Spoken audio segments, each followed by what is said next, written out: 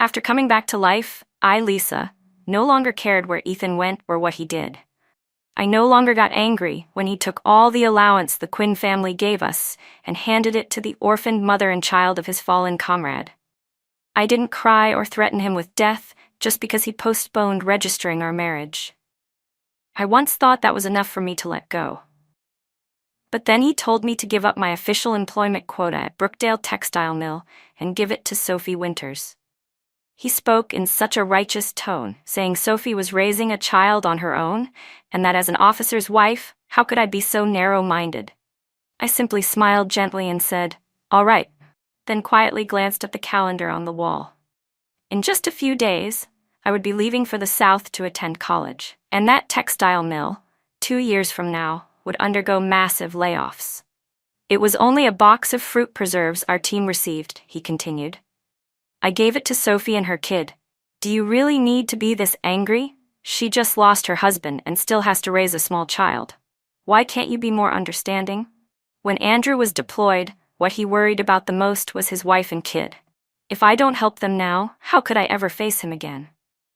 Looking at Ethan holding that familiar box of preserves, my hands trembled uncontrollably. The scene before me told me clearly. This was the second chance heaven had given me. Thinking about the tragic death of my previous life, my heart throbbed painfully. In everyone's eyes, I was never worthy of Ethan Carter. Whether in background or appearance, I was far beneath him. He was the commander of a military district who had returned with great merit, while I was just an orphaned girl from the mountains with no power or status. If not for my grandfather and the Carter family sharing a life-saving bond, and my grandfather's dying wish that I be engaged to Ethan, we would never have had any connection at all. But I had lived under the Carter family's roof for 3 years now, and this was the year Ethan intended to fulfill our engagement. However, not long ago, Sophie Winters' husband, Andrew, died in the line of duty. Before he died, Ethan had promised to take care of Sophie and her child for the rest of his life. That was his vow. And in my previous life, just to stay by his side, I gave up the chance to be sent to college. I resigned myself to taking care of him for 45 years, spending my entire life trapped inside the small Carter house, serving my in-laws and raising children. Yet when I was lying on my deathbed, I saw Ethan holding Sophie's hand as they prepared to celebrate their golden anniversary. My son, the child I single-handedly raised, hid from me that he had married her daughter. I even wrote a screenplay for their perfect family of 4, just to celebrate their reunion, a reunion that did not include me. In that moment, the contempt in my in-laws' eyes, Ethan's coldness, and my son's disdain filled me with bitter unwillingness. Why? Why did the in-laws I served day and night while they were bedridden repay me with a husband who sought romance elsewhere? Why did the son I bore at the risk of my life and raised to adulthood force me to sign divorce papers, telling me I wasn't worthy of his father? Why did I have to bury my entire life for them? With the last of my strength, I dragged myself to the gate of the university. I wondered if everything would have been different had I never married Ethan Carter. But before I could think further, I took my final breath. When I opened my eyes again, heaven had given me another chance. This time, I returned to the moment right before I was sent to attend college on a public assignment. Everything was still in time. I looked at Ethan standing before me, speaking in a gentle and persuasive tone, his eyes slightly reddened. I said softly, "I know. You can take the preserves to them." Ethan clearly paused for a moment, his hand tightening as he covered his mouth and cleared his throat twice. "Don't worry," Ethan said. "Next time I won't take it again." I knew that line all too well. It was exactly the same as when, in my previous life, he forced me to give up my room. I didn't answer him, nor did I bother telling him that the preserves were something the doctor told me to eat because of my bronchitis. I simply turned around and walked away. The calendar on the wall earlier showed that today was the last day to register, and the admission notice still hadn't arrived yet. Every mistake had returned to its starting point, and I had the chance to fix everything. This time, I absolutely wouldn't spend my whole life being a fool again. I ran straight to the office of the factory director. "Sir, I've thought it through. I want to go to college."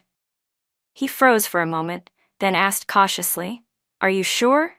If you leave, you won't be back for 5 years, and you'll be going all the way down south. Still, your skills at the mill are the best we have. It'd be a shame if you didn't go. But you and Commander Ethan are about to get married, so it's understandable you might not want to leave. Everyone thought I would never leave Ethan to study in the South. But after living one whole life already, how could I stop and waste everything because of him? I'm very sure, I said. I want to study. As for Ethan, I'm sure he'd want me to become a better person too. In the end, the director agreed, telling me the admission letter and train ticket would arrive in a few days, and that I should hurry home to prepare. I had 1 week left before reporting to school. I let out a breath as I stepped out of the office, and right then, as I reached the entrance of the state-owned store, I saw Ethan pushing his bicycle alongside Sophie Winters and her daughter Lily. Sophie was wearing a soft red outfit, looking gentle and elegant. Lily clung to Ethan's arm, calling affectionately, "Daddy Ethan, look." If I didn't know better, I would have thought they were a happy family of 3. I pretended not to see them and walked straight past, but Sophie's sharp eyes still caught sight of me. She called out, "Lisa, don't misunderstand. Lily doesn't know any better. She keeps asking where her dad went, and Ethan, being kind, told her that someday he'd be her dad." Before I could respond, Ethan rushed to smooth things over. "No, Lisa isn't the type to hold grudges. Don't worry about it." I let out a bitter laugh. In my previous life, Sophie's daughter also called Ethan Dad. At first, I felt uncomfortable, and even argued with him a few times. But each time, he said that Lily's father was a martyr who died for the country, and that Sophie and her daughter were pitiful and alone. As the wife of a military officer, I should be understanding. So I swallowed it all down and endured an entire lifetime. But had anyone ever endured anything for me? Had anyone ever thought of my feelings? I smiled and said calmly, "Of course it's fine. If Lily wants to call him Dad, I fully support it." Ethan frowned slightly, clearly not expecting me to be so generous today. His eyes searched mine, but I didn't look at him. Instead, my gaze fell directly on Sophie. She had a naturally pleasant face. Even at 50 in my previous life, she was still charming and elegant. Meanwhile, I had spent years toiling in the house, worn down until my appearance looked tired and plain. No wonder she won Ethan's heart so easily. At that moment, the store clerk came out with a newly finished dress. Just one glance, and I instantly recognized the fabric. It was the material I had saved up for 2 years to make my wedding dress. And now, Ethan had taken it and given it to Sophie. His expression turned awkward as he rushed to explain, "Lisa, don't misunderstand. Sophie's clothes were too tight, and I noticed we still had some fabric at home, so I gave it to her." I replied calmly, "It's all right. It's just the fabric I planned to use to make my wedding dress that you gave to someone else." Ethan's face went completely rigid. "I'm sorry, I didn't know," Ethan said. "I promise I'll get you another piece before the wedding." Meanwhile, Sophie Winters looked aggrieved, pretending she wanted to return the dress to me. "I'm sorry, Lisa. Here, take it back. I can wear a smaller size instead." I glanced at the dress, not because it didn't fit me, but because I felt nothing but disgust. "That color suits you," I said. "You should keep it." Without caring about the stunned look on both of their faces, I turned and left. When I got home, I immediately went to my room and began packing. The house had 2 bedrooms and a living room, bought by Ethan's grandfather as a wedding home for us.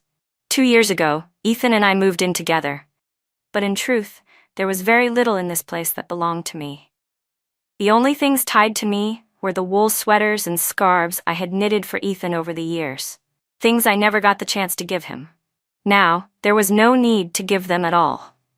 I gathered them up and stuffed them into a single bag. Early the next morning, I brought the bag to the black market and exchanged everything for $50. Even though attending college on a public assignment meant I didn't have to worry about tuition, having a little money on hand was still necessary.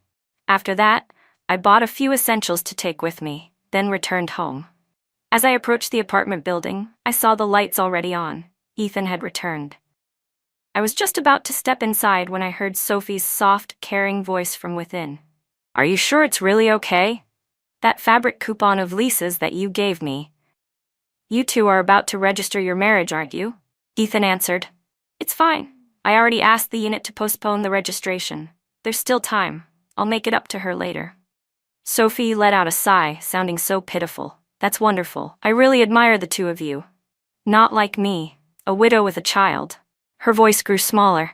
Ethan, once you get married, will you still care about my daughter and me? Without the slightest hesitation, Ethan replied, Of course. Don't overthink it. Honestly, if it weren't for the engagement our grandfather made, Lisa and I wouldn't have ended up together anyway.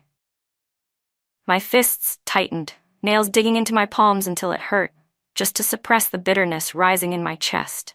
Even though I had already decided to let go of this man, hearing my own fiancé speak so coldly still made my heart twist in pain. I took a deep breath to steady myself, then pretended nothing had happened as I stepped inside. Ethan immediately stood up. Lisa, you're back? I brought your favorite, meatballs and brown sauce from the cafeteria today. Go wash your hands and eat. I paused in surprise. In both my lifetimes, Ethan had almost never done something like this. When I sat down at the table, I saw little Lily Winters dividing the meatballs, one for herself, one for her mother, and one placed in Ethan's bowl. There was only one person she didn't serve. Me. Ethan noticed and quickly picked up the meatball from his bowl to place it in mine. The room instantly grew strangely quiet, the only sound being Lily's cheerful chatter echoing awkwardly above the dinner table. After we finished eating, I quietly returned to my room and locked the door. Not long after, there was a knock. It was Ethan. Irritated, I opened it, only to see Sophie and Lily standing there as well. Then Ethan spoke. Lisa, Sophie's place has a leak. They've tried fixing it several times, but it's still not done. I was thinking, maybe they could stay here for now. Your room over here is pretty spacious, so you could move into my room, and we can let them use yours. Would that be okay? If this had been my previous life, I would have agreed without a second thought. But now, not only was I not angry, I even smiled gently. That's fine, they're the wife and daughter of your fallen comrade. It's the right thing to do. No matter what, in only 5 days I would leave this place forever. This house belonged to him. Whoever stayed here or didn't stay here no longer mattered to me. The next morning, Ethan was busy carrying bags and packages as he helped Sophie Winters and her daughter move in. The sight annoyed me, but just then the factory director called me to pick up my admission notice and train ticket. I gladly stepped out to avoid watching any more of that scene. On my way back, I happened to run into Ethan's former superior, Mr. Turner. When he learned that I would soon be heading south for college, he asked, "What about Ethan? Weren't you two going to register for marriage soon?" I simply shook my head. I've thought it through. We're not compatible. Hearing that, he immediately tried to persuade me, saying that with my current circumstances, Ethan was the best support I could hope for.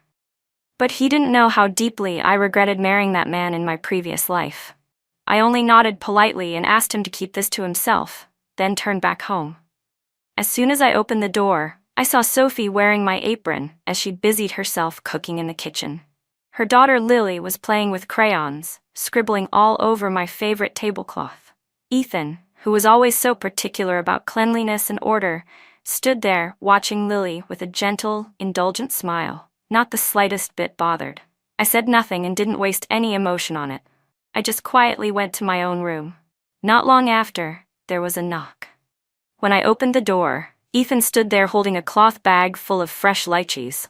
In this era, lychees cost $30 a pound, shockingly expensive. "Lisa," he said, "I've moved out to the living room. I'll sleep on the couch tonight.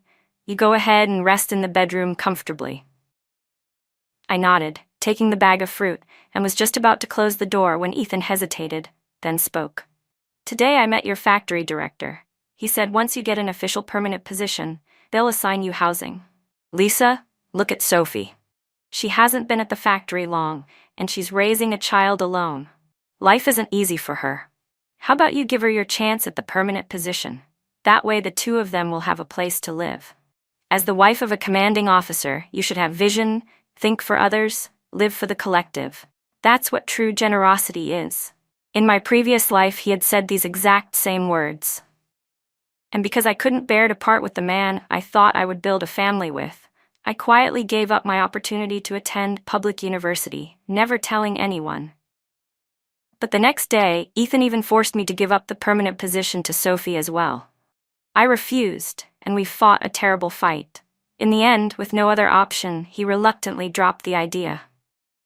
The following year, with Ethan's financial help, Sophie passed an adult university exam, then went abroad to study, eventually becoming a renowned returning professor admired by everyone.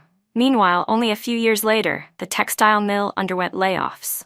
Those without degrees or connections, including me, were the first to be dismissed, with no one caring or offering help. Thinking of that, I couldn't help but laugh. Without hesitation, I nodded. "All right, I agree." Ethan lit up with joy and grabbed my hand tightly. "Lisa, I knew you were the most understanding. I've made you suffer, but don't worry. Once Sophie and her daughter settle down, I'll marry you. I'll treat you really well." I only nodded casually. "It's fine." Too bad that the two of us would never have a future anymore. For the next 2 days, I avoided seeing Ethan as much as possible. Whenever he came home from work, I found an excuse to chat with the neighbors instead. It wasn't until 3 days before my departure, late at night, that, when I returned from the neighbor's house, I found the place in complete chaos, as if it had been turned upside down. The luggage I had carefully packed long ago was torn open. My heart clenched as I rushed to the next room. Sure enough, little Lily was holding a pair of scissors in her hand, surrounded by shredded scraps of fabric scattered all over the floor. They were the practice pieces I had prepared meticulously for my college assessment.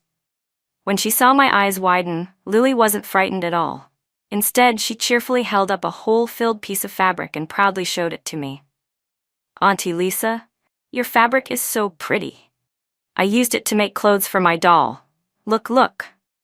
In front of me, that dirty doll was wearing what used to be the most precious piece of silk I had brought with me, now reduced to a torn, perforated mess. My head exploded. I lunged forward and yanked it out of her hand. "Who gave you permission to touch my things?" Lily was startled at first, then immediately burst into loud sobs. "You mean lady? You hit me. I'll tell Daddy Ethan to kick you out of the house." She dropped to the floor and wailed even louder. Her crying quickly attracted attention. Ethan Carter rushed in from the living room. "Lily, what's wrong? Why are you crying?" He scooped her up, face full of distress, while Sophie Winters stood beside him with reddened eyes. "Lisa, if you're unhappy that we moved in, just say it. You don't have to take it out on a child. She only took a few pieces of your fabric to make doll clothes. Did you really have to make such a big deal out of it?" Then she ran to the memorial photo of Andrew Winters, tears streaming down her face as she wailed. "Andrew, you died for this country, and now your daughter and I are being bullied like this." Seeing the two of them crying so pitifully, Ethan bent down, picked up the shredded fabric from the floor, and handed it to me. "Lisa, I know this fabric is precious to you. On behalf of Lily, I'm sorry."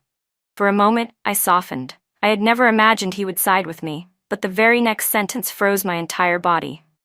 "But no matter what happened, you shouldn't hold a grudge against a child. Lisa, apologize to Sophie and Lily. Let's just drop this." Ethan frowned sharply, his tone growing impatient. "Lisa, don't make this difficult." I let out a cold laugh, leaning against the wall. Behind him, Sophie began sobbing even louder when she saw I didn't apologize. "Lily only accidentally ruined your things. If it's such a big deal, I can compensate you. But was it worth hitting a child over?" Anger surged through me. I held up the mangled fabric. "Compensate me? How exactly do you plan to compensate for this? This is my assessment project. I stayed up for months working on it. Every stitch, every thread, I made with my own hands. Tell me, how will you compensate for that?" Ethan's expression shifted instantly. This is the project you stayed up the last few nights to finish?" I didn't answer. My whole body was shaking with fury. Sophie opened her mouth to say something, but Ethan stopped her and led her out to the living room. He closed the door, sighed, and wrapped his arms around me. "Lisa, Lily's just a kid. She didn't mean it. You're the adult. Just let it go. I know having Sophie and her daughter here makes you uncomfortable. I promise they'll move out soon, and we'll have our space back like before. So please, be the bigger person. Don't hold grudges against a child. Okay?" In my previous life, Ethan had also said the exact same thing to me. Lisa, you shouldn't argue with a child. She's just a kid. Why take it so seriously? But I asked myself, on what grounds was I expected to endure? Was I supposed to repeat the same mistakes, bowing my head again and again, swallowing everything in silence for the rest of my life? I looked down at the shredded fabric in my hands, ruined beyond repair, just like the relationship between me and Ethan, already broken without any hope of mending. Every last bit of hesitation inside me vanished. I shoved Ethan away hard. His eyes widened in shock as I bent down, grabbed the filthy doll off the floor, and threw it straight out the window. This time, I would not endure anything. I returned to my room and locked the door tight. Immediately afterward, Lily's heartbreaking screams echoed from the next room. She kept wailing that the doll was her favorite one in the world. Ethan tried comforting her for a whole hour, and in the end, he had to promise he would buy her the newest doll the very next morning, before she finally stopped crying. The following morning, the three of them left the house hand in hand.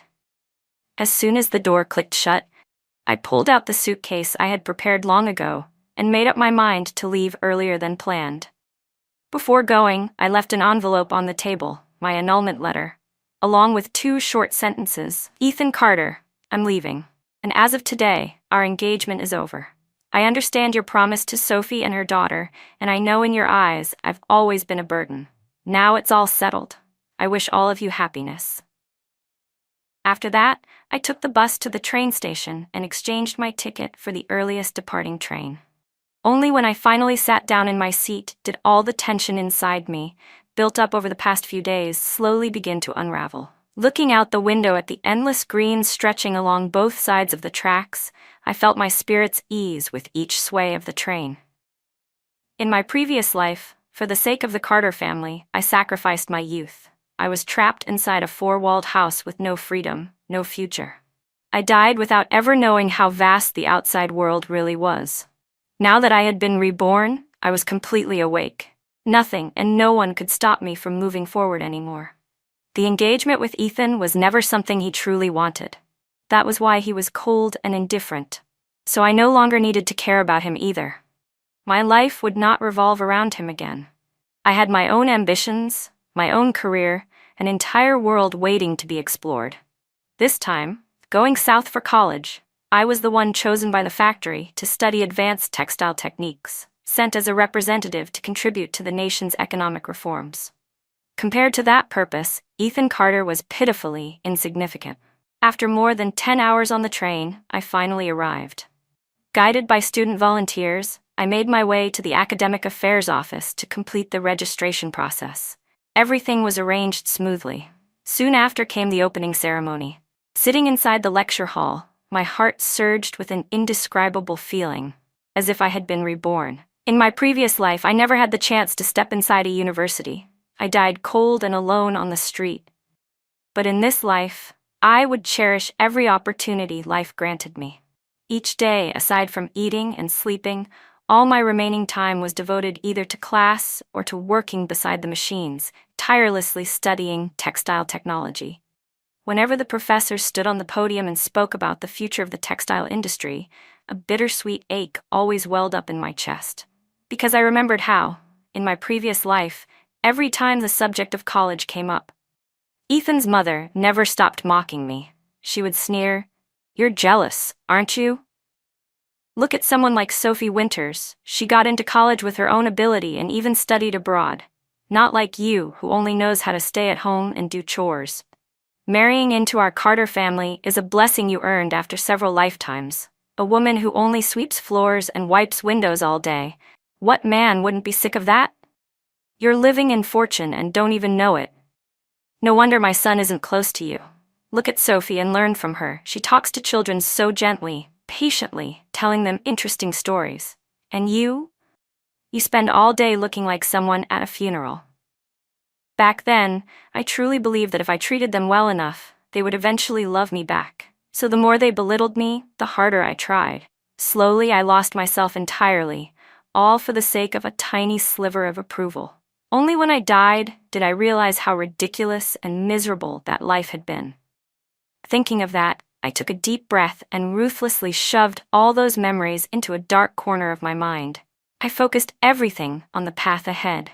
I gradually adapted to the busy and fulfilling life of studying here, and my memories of the Carter family faded, pushed far back into my mind. But I didn't expect an uninvited guest to suddenly appear. The next time I saw Ethan Carter was 3 months later. That day, my classmates and I had just walked out of the cafeteria and were heading back to class when I saw him standing in front of the lecture hall, carrying luggage, looking disheveled. His face was tired and dusty. I frowned. "What are you doing here?" Ethan stared at me, unable to believe his eyes. Only when I spoke did he finally recognize that the woman standing in front of him was Lisa. Because I majored in fashion design, my classmates and I often tried on new styles, varied cuts, fresh looks. And with the warm, humid southern climate, my skin had become noticeably fairer.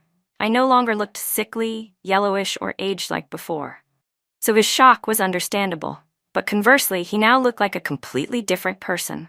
A worn-out face, unshaven, his uniform wrinkled, unpressed, even stained with a large oil blotch on the sleeve. I grew impatient. "If you have something to say it. I'm busy." Ethan finally came back to his senses, his eyes reddening. "Lisa, why did you break off our engagement? Didn't we agree? Once Sophie and her daughter were settled, we'd go register our marriage." His tone was full of anger and confusion. I met his eyes, my voice icy. "Ethan Carter, when did I ever say I would register with you? And you moved our registration date without telling me a word. The letter I left before I left, clearly stating the engagement was terminated. Wasn't that official enough?" Ethan frowned, still unable to understand. "Why, Lisa? Wasn't our engagement something we both understood? If you're still mad that Chloe accidentally cut up your fabric that day, then I apologize for her. After you graduate and return home, we can register, okay?" He reached out as if to take my hand, but instead brushed the stack of fabric I was holding, knocking it to the ground. In that instant, the scene of my fabric being shredded by Chloe in my previous life flashed through my mind. I didn't hesitate. I slapped him, hard. The sound echoed sharply. The slap left a bright red mark across Ethan's cheek. He stared at me, stunned, completely unprepared for such a reaction. He wanted to get angry, but with the students around watching, he could only swallow it down. Students walking by made him swallow his anger and let out a long, frustrated sigh instead. "Lisa, I know you're still upset because Lily ruined your work. It's understandable you're angry, so I won't hold that slap against you. But you need to understand, kids messing around at home is normal. If you had kept your materials stored away more carefully that day, none of this would have happened. So honestly, the blame isn't entirely on her. You played a part in it too." I laughed, not because it was funny, but because I was furious. His daughter secretly opened my luggage, took the fabric I had prepared for my graduation assessment, and cut it into little pieces for her toys. And now he was blaming me for not putting things away properly. On top of that, Lily had clearly been pretending to cry that day. Even when he carried her into the room, she turned around and made faces at me, mocking me. But I knew that no matter what I said, Ethan Carter would never believe me. In his eyes, I was always the one at fault, and Sophie and her daughter were always the victims, the ones who deserved forgiveness and protection. I had never expected Ethan to defend me the way he defended Sophie. But I also never expected that he would turn around and side with them, forcing me to apologize. My voice grew cold, sharp as a blade. "Ethan Carter, who are you to apologize on her behalf? And another thing, the one who was wronged was me. But instead of defending me, you blame me just so I'll swallow the humiliation and apologize to them? You told me to give them my room. I had nowhere left to store my materials, so I kept them in my backpack with the zipper closed. Tell me, how else was I supposed to protect them?" "Lisa, wait," Ethan said, grabbing my arm. "I didn't mean it like that. It's just... Sophie said she saw your fabric lying on the bed, so..." I cut him off immediately. "You don't need to explain anything. Whatever existed between us ends here. And from today on, don't ever come looking for me again." I turned and walked away, but Ethan panicked and grabbed my wrist tightly. "Lisa, there must be some misunderstanding. Just listen to me, okay? I never wanted to break up with you. If the problem is Sophie and Lily, I swear I'll tell them to move out as soon as we get back. Let's just start over, all right? I let out a short, bitter laugh, enunciating every word clearly. Ethan Carter, how do you still have the face to say that? You're right, you never wanted to cancel the engagement. But while you were with me, you always treated me like a burden. Isn't that true? And I heard every word you said to Sophie that day. You said that, if it weren't for your grandfather's engagement agreement, you and I would never have ended up together. So now I'm helping you. Congratulations, you're finally free to devote yourself wholeheartedly to the person you truly want to protect. I'm giving your little family of 3 my blessing. Saying those words felt incredibly liberating. I wasn't angry anymore. I wasn't resentful. All I felt was a quiet, peaceful relief. Ethan stood frozen as if struck by lightning. After a long moment, he finally lifted his head, stunned. Lisa, you misunderstood. That day I just misspoke, that's all. I never thought about not marrying you, and about Sophie and Lily. You know, before he died, Andrew asked me to take care of them. It's also something the unit entrusted me with. I swear on my honor as a soldier, there is nothing between Sophie and me. In my previous life, Ethan Carter had told me the exact same words. He said nothing was going on between him and Sophie, that he only felt sympathy for her and her daughter. But after we married, in every matter large and small, Sophie was always his top priority. Even the day I went into labor and nearly died from complications, he still took Sophie and Lily to the amusement park. The child I risked my life to bring into this world was gradually shaped and influenced by them, slowly growing distant from me. Until eventually, when my son married Lily, I didn't even know about it. I only heard the news after the wedding was already over. How ridiculous. Thinking back to all those days in my previous life when I pretended to be generous, crying in silence, feeling wronged every single day, it was exhausting. But now, I no longer needed to endure anything, because I truly no longer cared.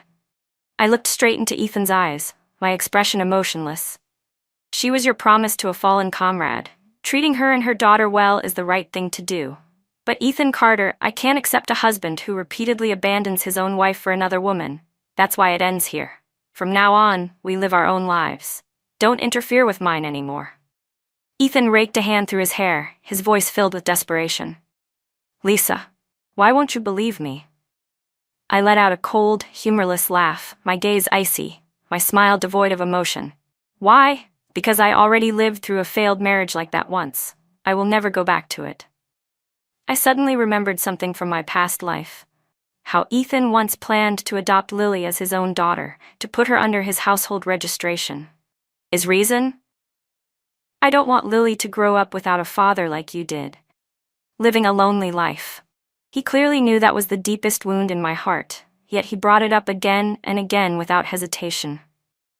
For Sophie and her daughter, he had no problem stabbing me right where it hurt most. Just like now. He claimed he had no feelings for Sophie, but after spending years side by side, how could emotions not develop? The thought alone made me feel nauseated, and I no longer wanted to waste even a single word on him. I spoke coldly. Ethan Carter. Enough. I already decided to break off the engagement. After leaving you, I realized the world is actually bright and beautiful. The girl who used to cling to you is gone. Leave. Don't ever appear in front of me again. Without hesitation, I turned to walk away. The moment I did, Ethan rushed forward to grab me again, but a strong hand clamped down on his arm. A deep, steady male voice cut through, cold and clear. Are you all right? I've been watching him harassing you non-stop. The man who had appeared was none other than my senior from the same department, Adrian Liang. On my first day arriving at Southport Station, he was the one who came to pick me up. On the way, I learned he was originally from Beijing, later went abroad with his uncle, and eventually got accepted into this university. He didn't waste unnecessary words. He stepped forward, positioning himself protectively in front of me, his eyes cold as he looked at Ethan. Comrade, you're not a student here.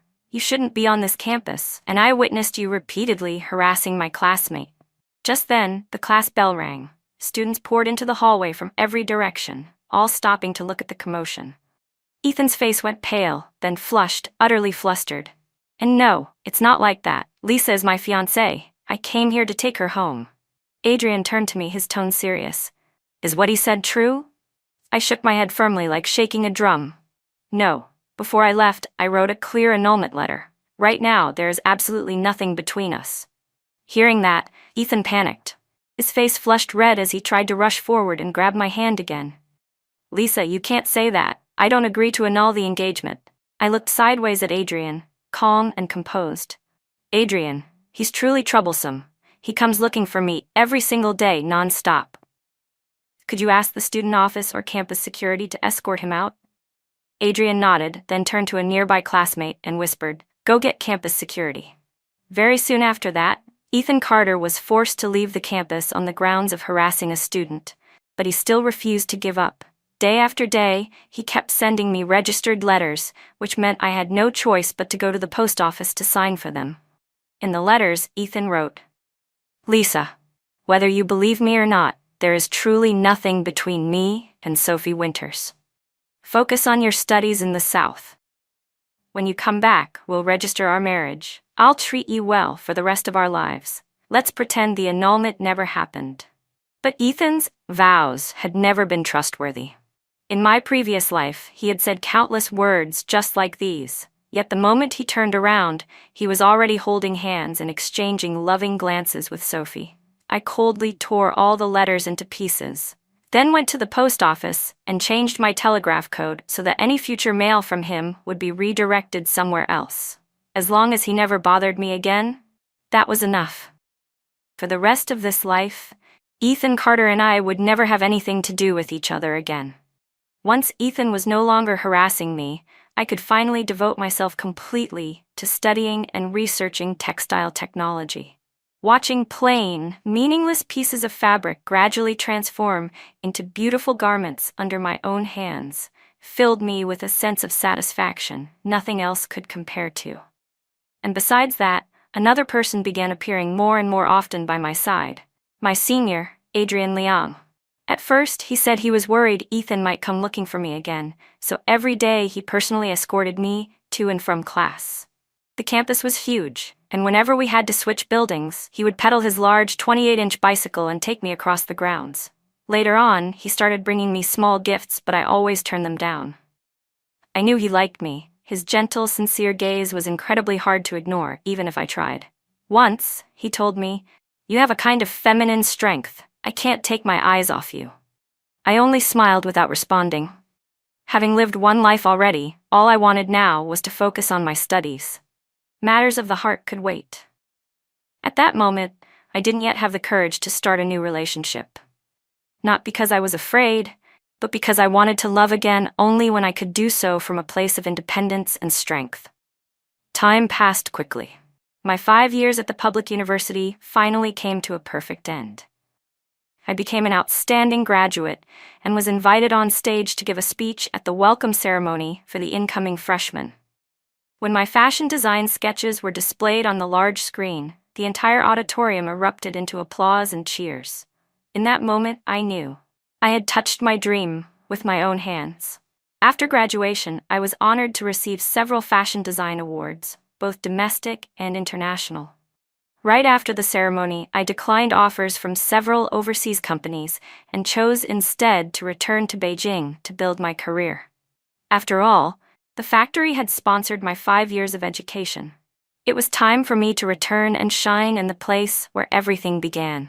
But as soon as I stepped out of the auditorium, I saw Adrian Liang standing at the school gate, holding a bouquet of fresh flowers. He walked toward me and suddenly dropped to one knee. His deep, steady voice rang out amid the breeze and the golden sunset. "Lisa, I know you've been hurt in love before, but today I still want to tell you, I like you. Would you be willing to be my girlfriend? I'll spend my whole life loving you." I stood there looking at the man who had quietly been by my side for 5 entire years, never pressuring me, never intruding, always silently protecting me. During all those years, he never once forced me to answer anything. He was simply there whenever I needed him. Amid the cheers and applause from my friends, my heart finally found its answer. I smiled, my eyes slightly misty with emotion, and slowly said the 2 words, "I agree." The next day, Adrian and I boarded the train back to Beijing. On the way, we unexpectedly ran into Mrs. Warren, who used to work with me at the textile factory and had since left to run a trading business. The moment she recognized me, she hurried over to chat. Then casually, she said, "Lisa, did you know? Ethan Carter and Sophie Winters registered their marriage last year." I simply listened quietly, my heart completely calm. Mrs. Warren continued, "Back then, after he returned to Beijing from your school, I heard he rented a separate place for Sophie and Lily. Sophie even tried to refuse, saying she and her daughter could stay at his place to save money. But Ethan insisted. He said a single man and a widow living under the same roof would go against social norms and cause gossip. And then that whole mess about him going to your university to find you got reported to his superior. He was disciplined immediately. Wasn't allowed to leave Beijing for 5 years. Probably because of that, he panicked and kept writing you all those apology letters, begging you to come back." She sighed. "And after that, Sophie kept making excuses. Lily being sick, being bullied, needing help, calling Ethan over again and again. One mid-autumn festival, she even got him drunk and purposely slept in the same bed. The neighbors saw everything the next morning. The whole county was talking about it. And because Lily kept calling him Daddy Carter, the rumors spread even worse. People were saying you left because he cheated on you. But you were already down south studying. No matter what explanation you gave, no one cared. Eventually, the organization stepped in and forced him to marry Sophie." Mrs. Warren glanced at me, then at Adrian walking beside me, gently holding my hand. She chuckled with admiration. "Lisa, you really know how to pick the right path. Staying away from that mother and daughter was the biggest blessing of your life. You even got into university, went south to study, and now you've got this tall, handsome young man by your side. He's way better than that Captain Carter." I only smiled in response, but inside, I knew I was truly fortunate. Fortunate to have been reborn before the college entrance exam. Fortunate to have escaped the muddy darkness of my previous life. Fortunate to have finally met a man who genuinely loved me. After getting off the train, Adrian and I went straight to the factory. Before graduation, an international company had reached out, wanting to collaborate on transferring advanced textile technology to the factory. This trip back was mainly to discuss the details of that cooperation. After a long afternoon of meetings and careful planning, we decided to hold a mobilization conference the next day. The plan was to gather all unemployed female workers in the area and select a group of quick, skillful ones to participate in the technological transition. When the administrative clerk handed me the list of unemployed workers, I only needed a glance to see Sophie Winters' name. Just like in my previous life, she was among the first to be laid off. I raised an eyebrow but didn't bother commenting. The next morning, as Adrian and I stepped into the factory, a familiar voice exploded behind me. "Lisa, you actually dare show your face here? Let me warn you, I'm married to Ethan Carter now. Whatever happens between us has nothing to do with you anymore." Sophie Winters stood there with her arms crossed, her face full of arrogance. Her eyes flickered with a hint of suspicion as if she had just noticed something. "Isn't today the factory's mobilization meeting? Don't tell me you're here to compete for a spot too. Don't forget, 5 years ago you stopped being a worker here." Adrian instinctively stepped forward, but I gently held his arm and calmly spoke. "Forget? How could I ever forget?" I said. "Didn't I graciously give you my permanent factory position back then?" The moment those words left my mouth, Sophie Winters' expression changed instantly. She was so furious she jabbed a finger right at my face, ready to curse me out. But just then, the factory director stepped out of his car and walked over. After glancing around, he pointed at her and barked, "Enough! Who allowed you to shout at the factory's new designer?" Sophie froze in place as if struck by lightning, her mouth hanging open in disbelief. "What? You're saying the new designer is Lisa?" She immediately changed her expression. Just moments ago, she had been arrogant and hostile, but now she switched to a greasy, flattering smile. "Lisa, I was wrong. I must have mistaken you earlier and said nonsense. Don't take it to heart, okay? You've come back to help the factory. Please lend us a hand."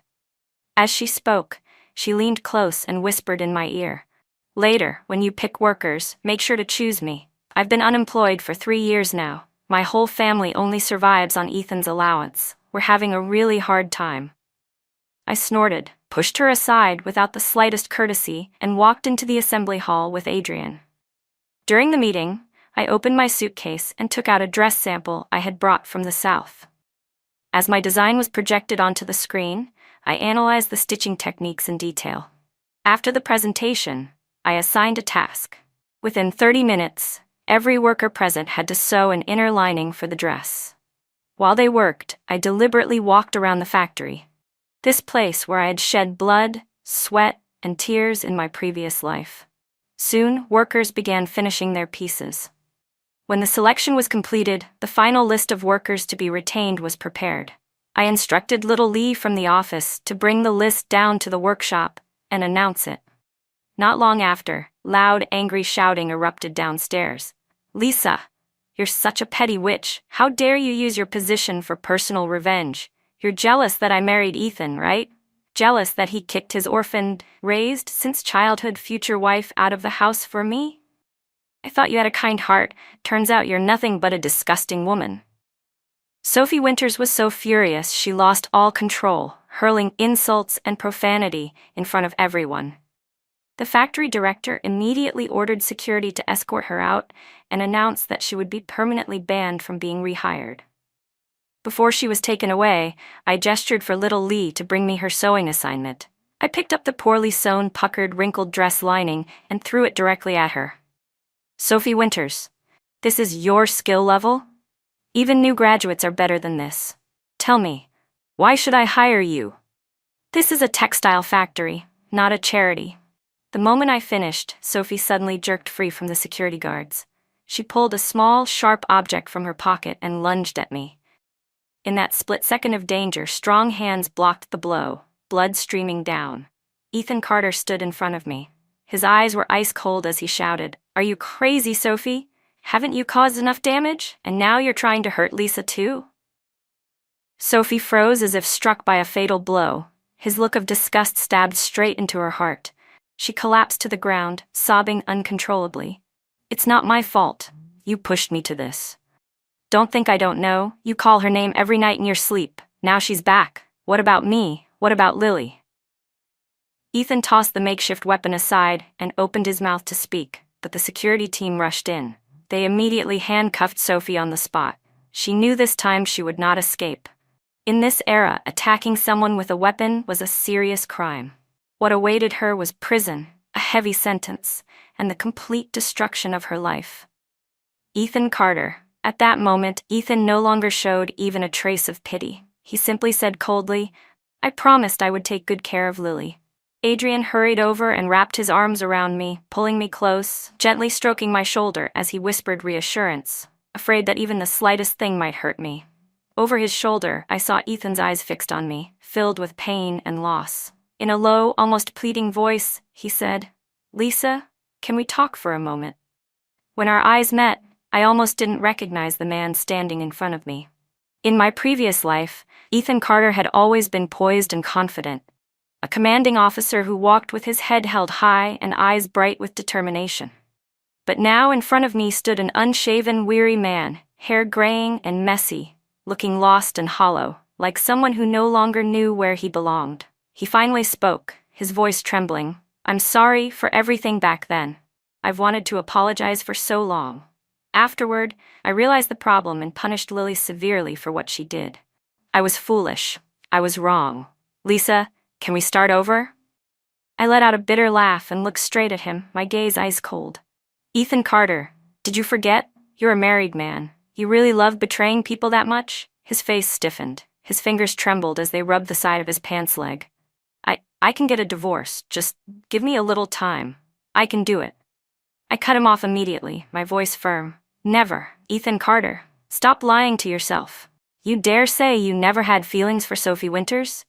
You claimed it was just taking care of her, but what you were doing was hiding your feelings behind duty and righteousness." I continued, my voice steady, resolute. "I already lived far too long in that twisted relationship. My life only truly began after I left you. And you no longer deserve to stand beside me." With that, I took Adrian's hand and walked away without looking back. Behind me came the sound of a choked sob, then louder, breaking into wails. Ethan stood in the middle of the factory courtyard, crying from quiet tremors to full, despairing screams. That cry carried regret, pain, and torment. 2 years later, I had become the owner of the first private fashion studio in Beijing. Our dress designs became a nationwide sensation, even featured on the Spring Festival Gala, the most prestigious stage in the country. And in that same year, Adrian Leong proposed to me. In his eyes, I saw a love that was complete, genuine, and without hesitation.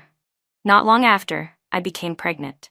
Today, Adrian drove me to the largest hospital in Beijing for my prenatal checkup. The moment we reached the hospital gate, I unexpectedly encountered someone from my past. Since our last conversation, I hadn't seen Ethan again. I heard he had retired early and taken his family back to his hometown. Now he was hunched over, pushing a wheelchair. Sitting in it was an elderly woman, his mother, who had been my mother-in-law in my previous life. Judging by the timing, she must have recently fallen down the stairs, leaving half her body paralyzed. Walking beside them was a young woman, clearly Lily Winters, now already an adult. I was about to turn away when I heard Ethan say, "Lily, help me carry these bags. Your grandmother can't move on her own, and I can't manage everything." Lily frowned impatiently. "Why should I? You're not even my real dad. And that old woman stinks. I don't want to go near her." Then she spun around and stormed off without a backward glance. Ethan struggled to gather the bags, gritting his teeth as he pushed the wheelchair forward. When he walked past me, he kept his head down at first. But then, as if sensing something, he suddenly looked up. But his gaze instinctively fell to my belly, now visibly rounded. Ethan froze, rooted to the spot. For some reason in that brief moment, a thought flashed through his mind. If the woman he had married back then had been Lisa, maybe now they would have had a warm, complete family, not the broken life he was living. Years passed. I gave birth to a son and a daughter, both obedient and kind. Adrian Leong truly kept the promise he once made. He spent his entire life loving me wholeheartedly. On my 60th birthday, our family of 9, 3 generations, gathered around the table. We shared cake and took pictures, laughter filling the courtyard. My little granddaughter tugged at my sleeve, insisting she wanted to see the bouquet of roses her grandfather had bought for me. But the moment we stepped into the living room, she blinked in confusion and said, "Grandma, there's an old man sleeping outside." Curious, I followed her to the yard, and to my shock, the man lying there was Ethan Carter. He was still without breath. But in his hand, he clutched a worn yellow document, the marriage registration form I once left behind. Across it was a shaky, trembling line of 2 words. "I'm sorry." I stood there in the soft breeze, my eyes calm, neither sad nor resentful. I no longer needed that apology, because in my arms was a radiant bouquet of roses in full bloom, and behind me was a family overflowing with love. My present, my future, everything I once never dared to dream of.